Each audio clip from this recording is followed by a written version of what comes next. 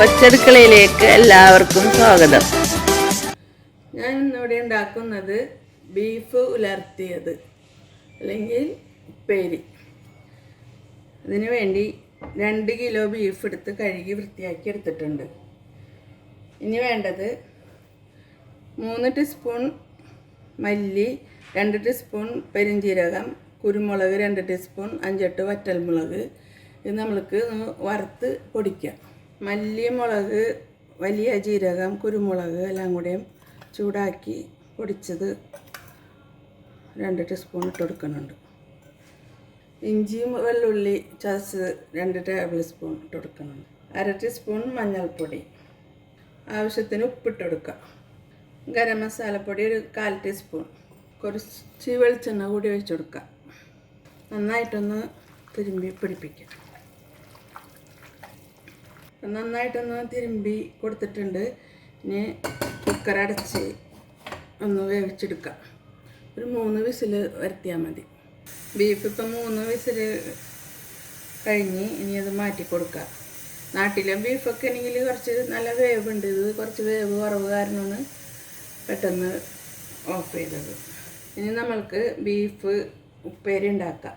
അതിന് വേണ്ടി വെളിച്ചെണ്ണ ഒഴിച്ച് കൊടുക്കുന്നുണ്ട്. ബീഫിനൊക്കെ വെളിച്ചെണ്ണ തന്നെയാണ് കേട്ടോ നല്ലത്. കടുക് 1 ടീസ്പൂൺ ഇട്ട് കൊടുക്കുന്നുണ്ട്. ഇഞ്ചി അരിഞ്ഞത് 2 ടേബിൾ സ്പൂൺ ഇട്ട് കൊടുത്തിട്ടുണ്ട്. വെള്ളുള്ളി 2 ടേബിൾ സ്പൂൺ ഇട്ട് കൊടുക്കുന്നുണ്ട്.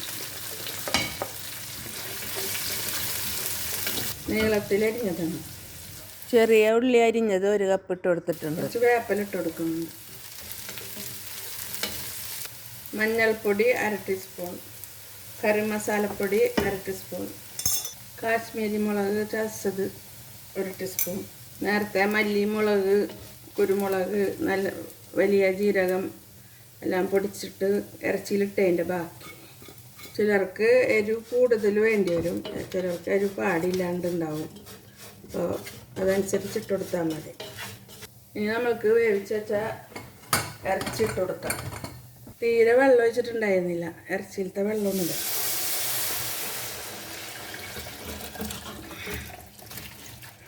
വെള്ളം ഇട്ട് ഒഴിക്കരുത്. ഇങ്ങനെ വേവിച്ചെടുക്കുമ്പോൾ ഇറച്ചിയിൽ നിന്ന് തന്നെയുള്ള വെള്ളം ഉണ്ടാവും.